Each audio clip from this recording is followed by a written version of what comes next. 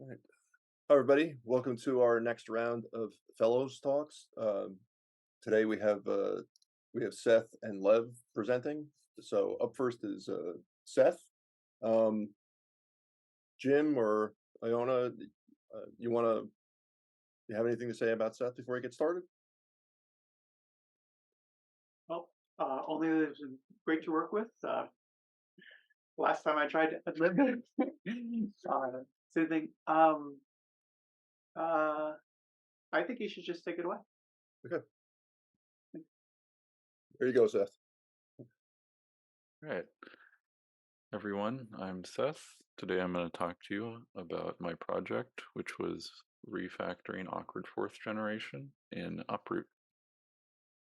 And so to start off, we're just going to go over a little background on what Uproot is. So Uproot is an input and output library in Python that allows you to read and write root files for use in Python. It is strictly input-output and does not depend on root, and this is done to keep it relatively lightweight and easy to use. Now, when reading in root files, you may encounter non-columnar data types, and when you encounter these data types, unfortunately, iteration is required, and I say unfortunately because in Python, for loops are very slow compared to a compiled language like C++.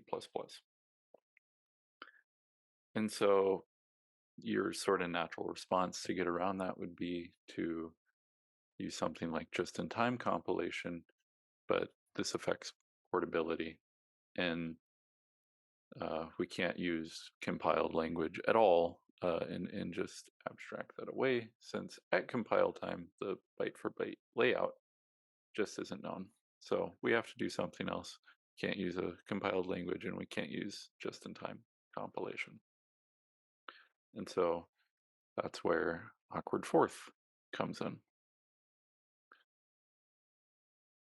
So AwkwardForth is an internal domain-specific language for reading in data in Uproot. By generating AwkwardForth as we read through our data, we can then run that AwkwardForth to read in our data a lot faster than Python could. In the case of a 2D vector of floats, AwkwardForth is faster than Python by about a factor of 400. So a significant speed up. Unfortunately, and this is where the project comes into play here, is that AwkwardForth generation in Uproot has some problems. And so when I say AwkwardForth generation, I'm talking about how, as you initially read through your data file, you are discovering bits of information that lead you to generate AwkwardForth code.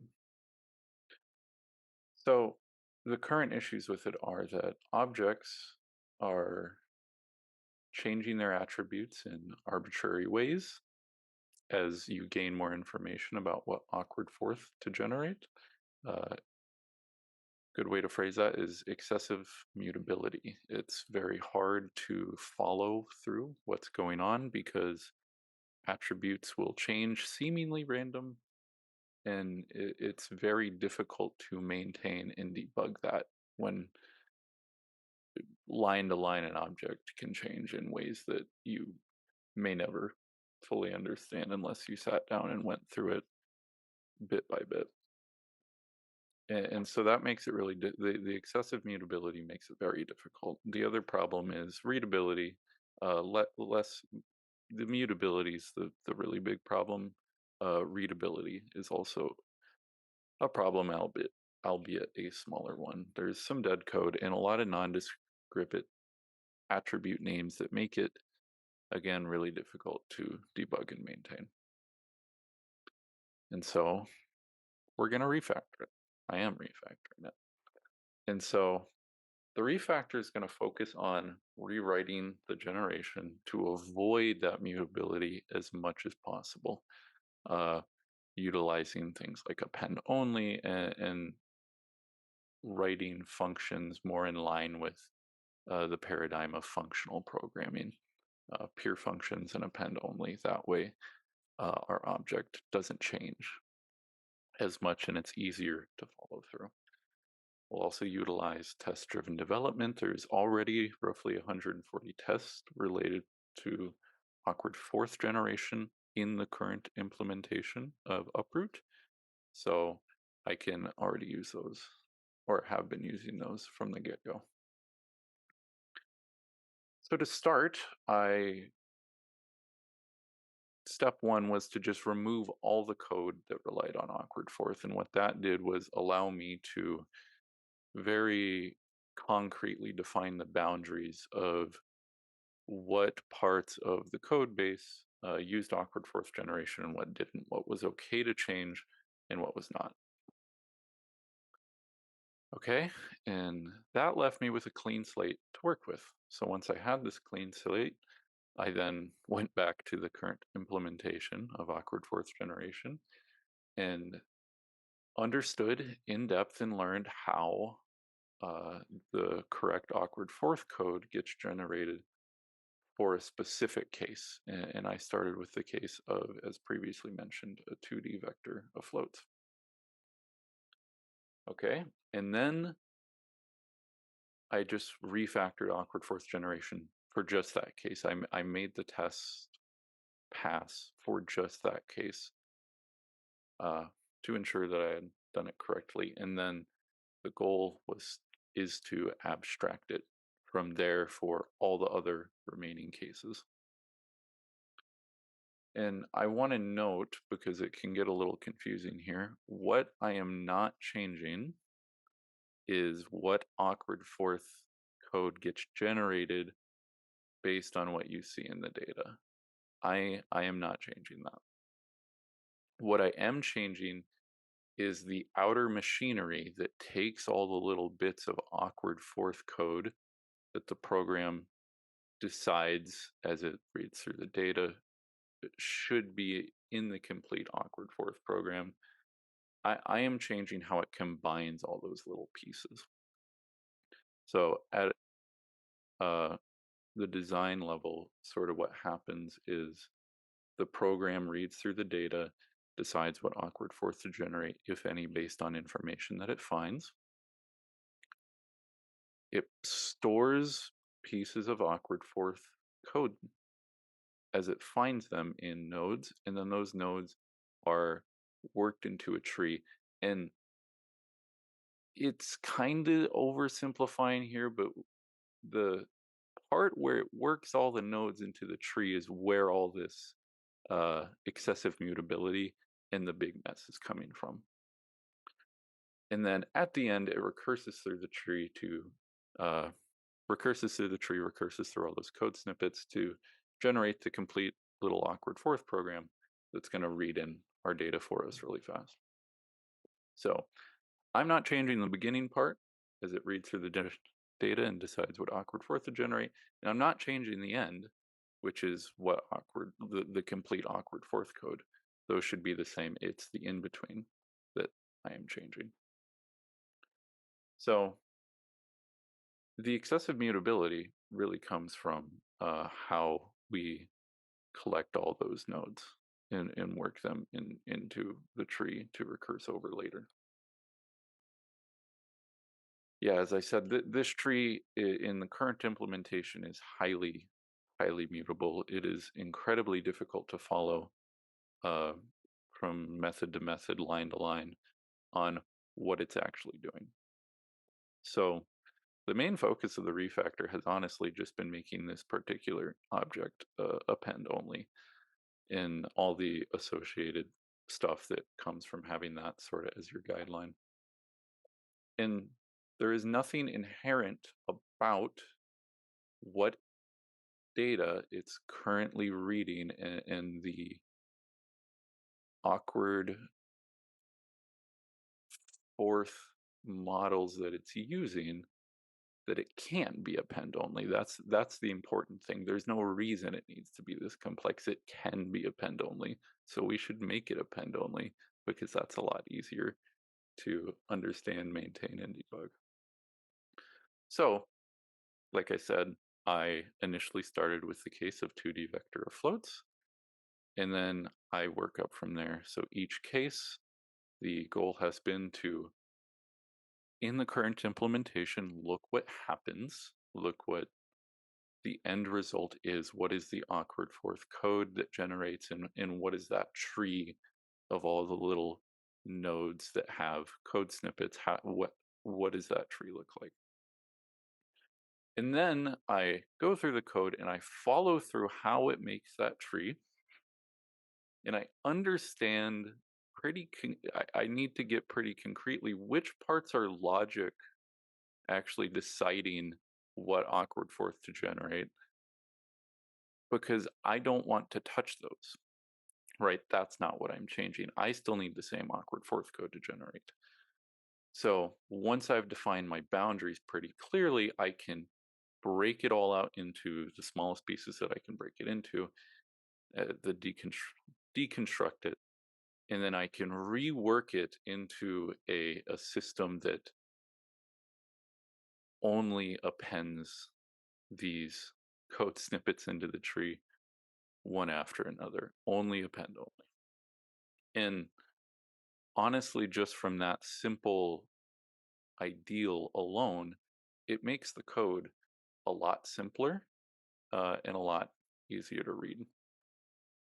And just an example here, this is something that is done in the current implementation to generate Forth code. So what you're seeing here is actually Python code that gets generated based on information that you find, that then later gets run to generate AwkwardForth code. And as you can see, there is a lot going on here, and actually seeing what is happening to your tree of code snippets at each stage of this particular code chunk is very difficult. And in fact, after reworking this particular case in my refactor, all of this is gone, right? As a result, and that was entirely accidentally, really. I wasn't looking at, a chunk of code like this and thinking, okay, how can I simplify it? Just by starting from the point of we need this to be append only and avoid mutability, you entirely avoid it. I was able to entirely avoid this. This didn't show up at all. And so that's been fantastic. And that's just kind of the gist of the project, is started from that initial state, designed sort of the fourth generation objects with the guideline of avoiding mutability and being append only, and then you simply extend that to every case that we have. In the current form, there's roughly 81 different cases that I need to cover, and as I go along, things should progress a little bit faster each time I make another case pass, because I cover different sections of the code base that cover several different cases. And so yeah, that's where the project is at. It's been a lot of fun. I've learned a lot about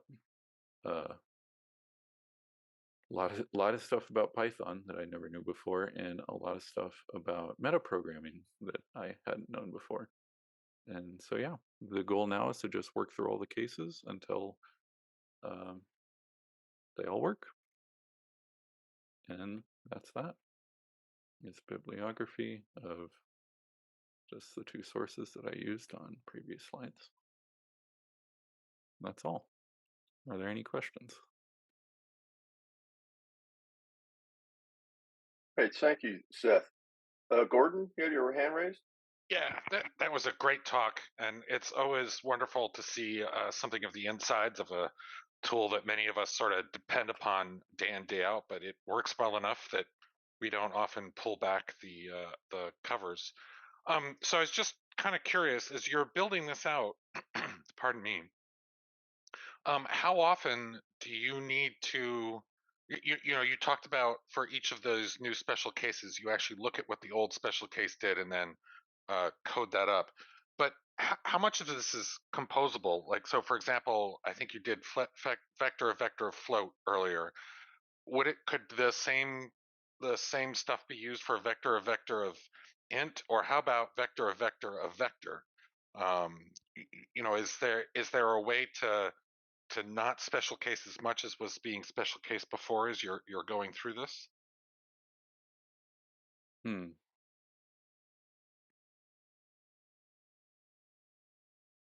Well,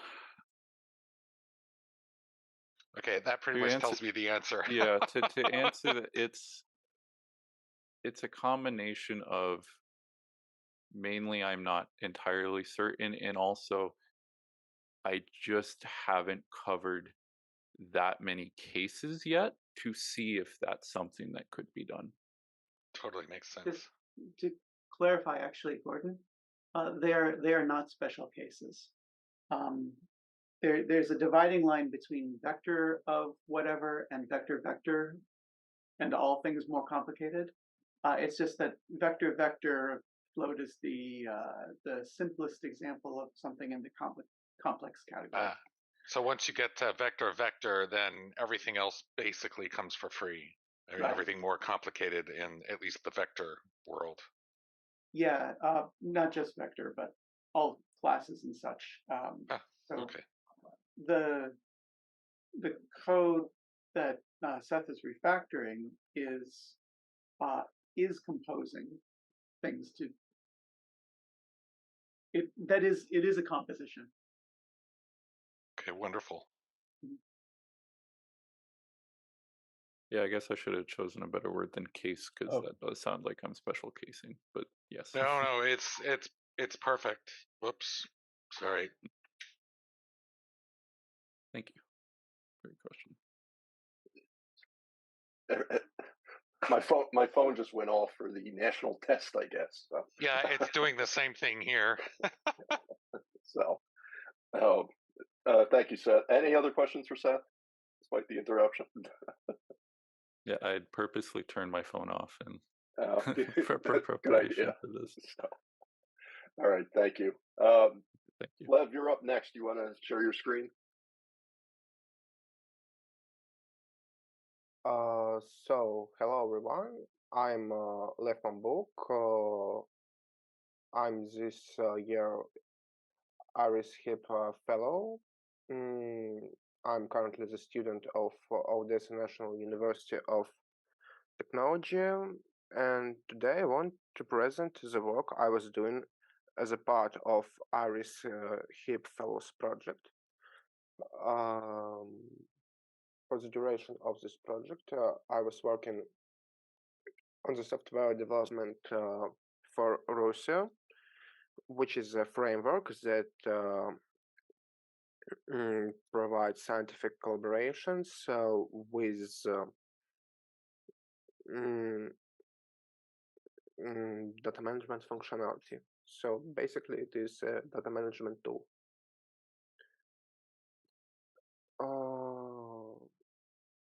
You can turn next slide. Thank you. So, objective of my work was bringing critical developments to the common parts of Rucio, which are developments on client, server, core, and diamonds layers of Rucio. The language used for completing my task is Python.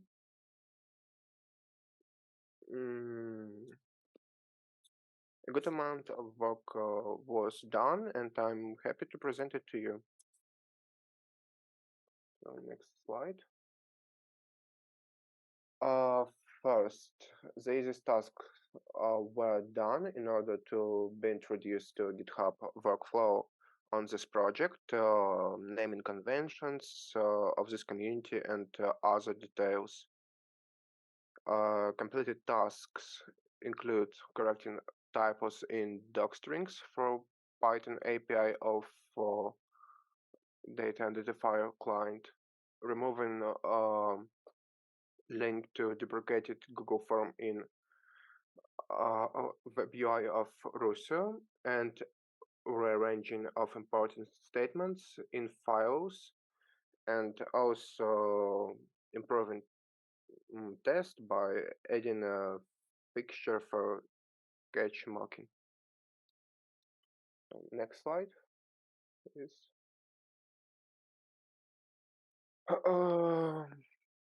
Here was done improving of error reporting during upload when reusing a deleted DIT. So when uploading a new data identifier, it has to be unique because because otherwise it would be possible to modify or exchange data used in previous analysis without warning. So I created a new constraint which handles such situation. Next, please. Thank you. So in this task, the problem was that a dictionary with two keys, file size, and other was returned, but it was only stated that other 32 is returned, but it wasn't implemented in start function. So I considered adding an entry for the key of return dictionary in this function, but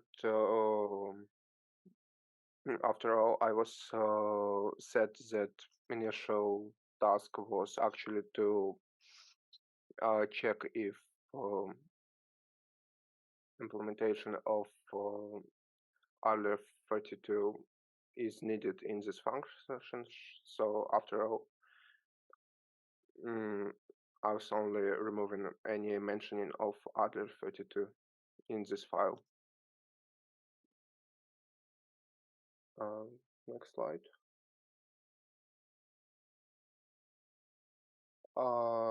Here was problem with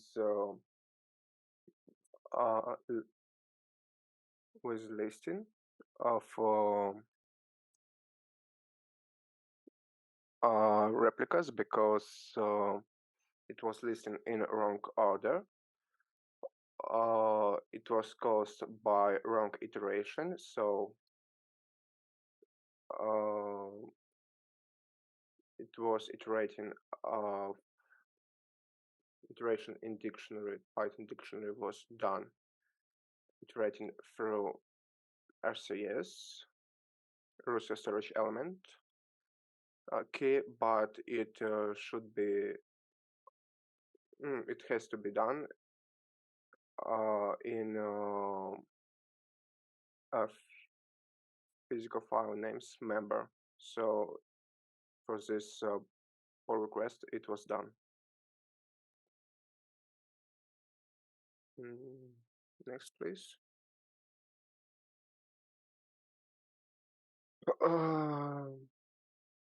In this task, the problem lied in register after upload flag. It didn't transition existing replicas to available. So if user is using this flag, it doesn't transition already existing replica to available. and that means that a file isn't accessible for a user. I made a transition of the replica if it is not already in the available state. Sorry. Next, please.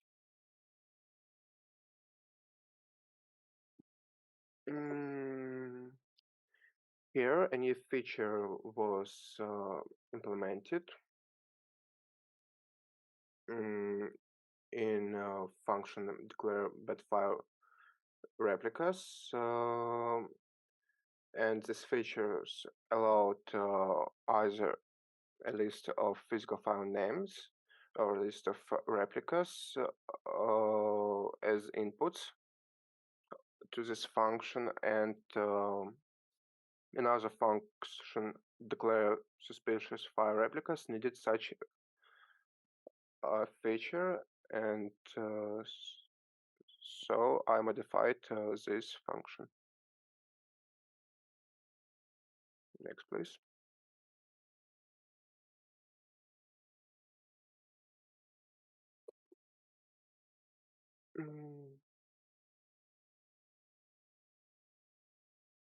So in this file, I was adding check for subscription because if a user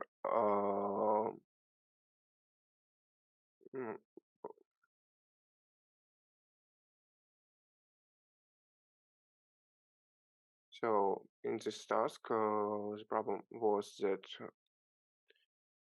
if user asks if some user have subscriptions and it had none, a subscription not found was raised that was a bit confusing because it couldn't correctly say if user has any subscription or a particular subscription wasn't found. So I added a check for subscription to resolve such situation. Next, please.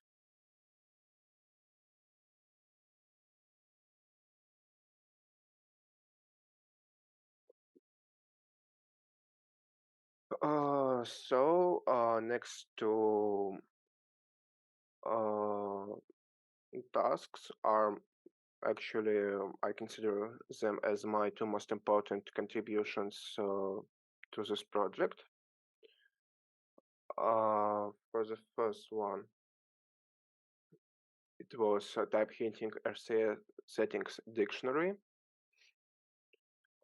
So Rucio storage element is a smallest unit of storage space addressable within Rucio, and it takes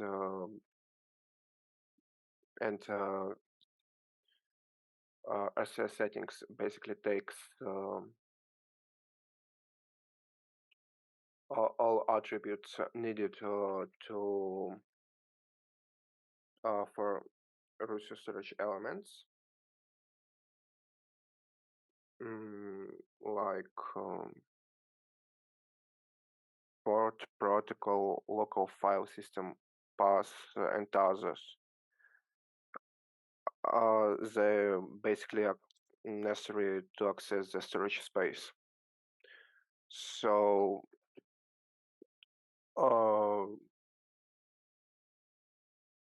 it is used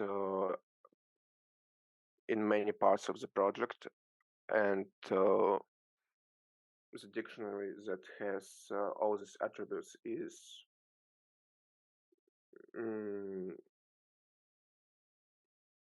pretty big, and it is and when working with this dictionary, it is quite hard to understand what is returned, what is expected to be returned here. So a type hinting was needed to allow other developers to understand what is going on in this dictionary. Initially, it was suggested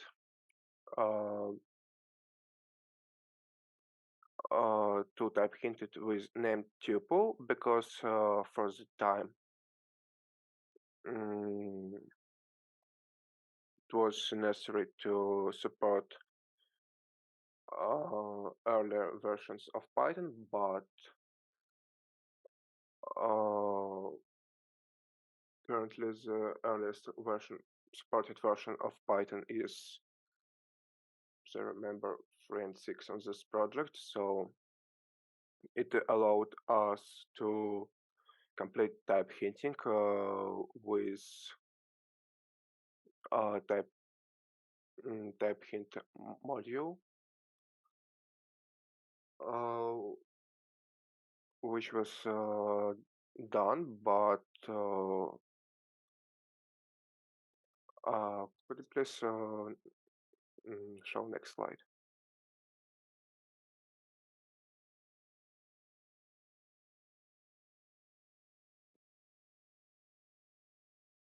Next slide, please. Yes, thank you. But there was a problem with type hinting because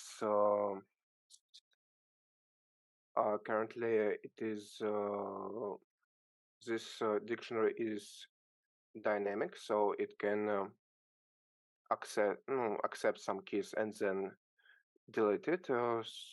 So in some parts of project, it accepts this dictionary with one key value parse and another part of project with another, and it was necessary to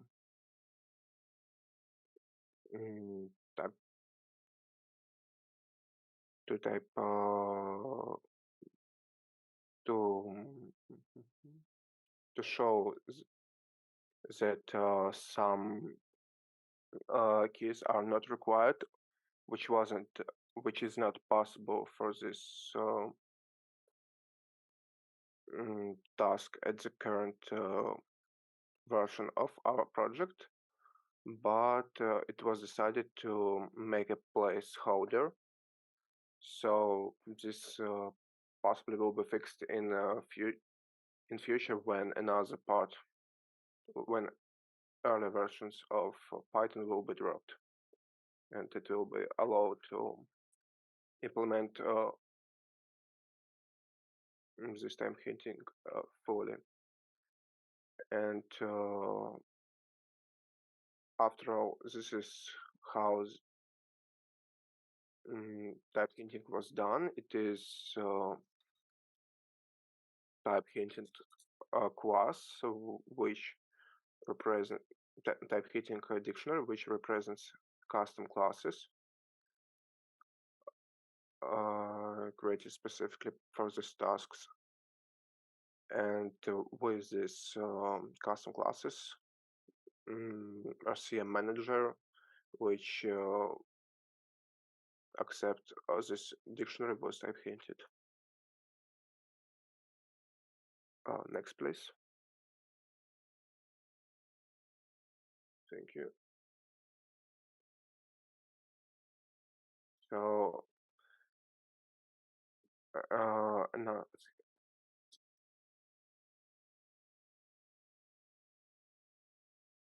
So here was done another task.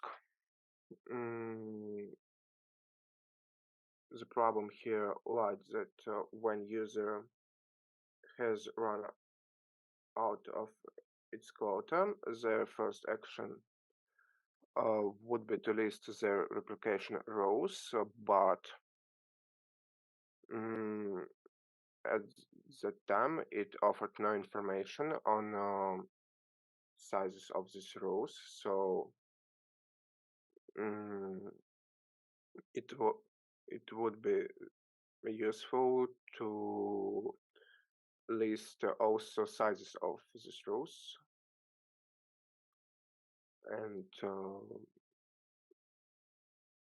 that is what was done in these tasks, and also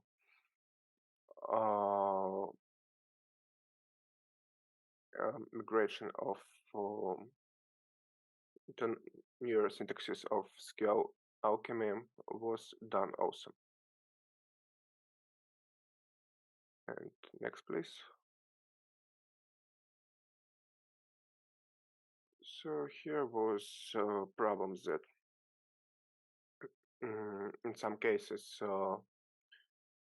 a new result found exception was improperly raised, or to be more correct, it wasn't raised at all. So I needed to manually review all uses of this exception to check if it is raised or not. And that is what was done. I checked all. It's like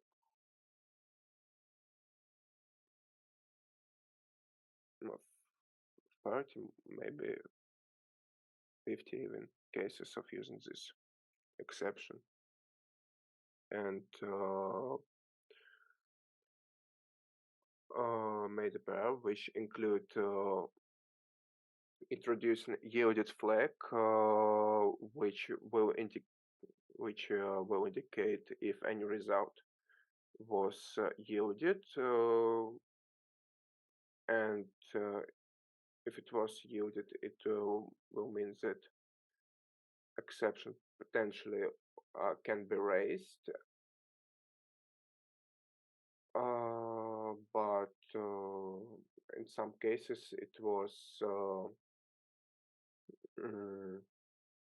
only considered to delete using of this exception because it was breaking tests and it wasn't raising exception at all. So, next slide, please.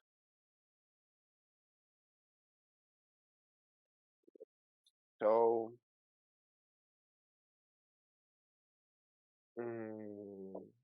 in conclusion, I want to say that a pretty good amount of work was done.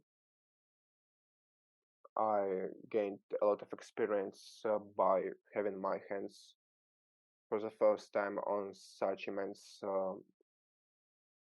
project, and I definitely want to continue my contribution to this community and gaining other experience.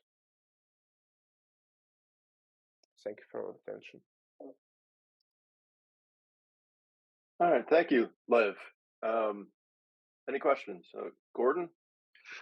Yeah, actually, more of a comment, Lev. I just wanted to say, this is great. It's like a fire hose of bugs and problems that you stomped out there, and as I'm sure you know, Rucio is sort of at the center of a lot of the science that we do. Without it, we wouldn't be able to get our data. But I was curious, are you going to continue working in the Rucio sphere, or I mean, do you have any plans in connection with any of this going forward? I'm actually want to continue my contribution as open source developer for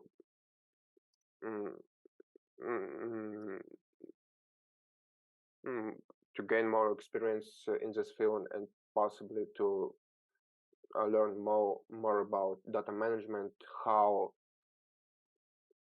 it basically feels to be working on such immense projects, because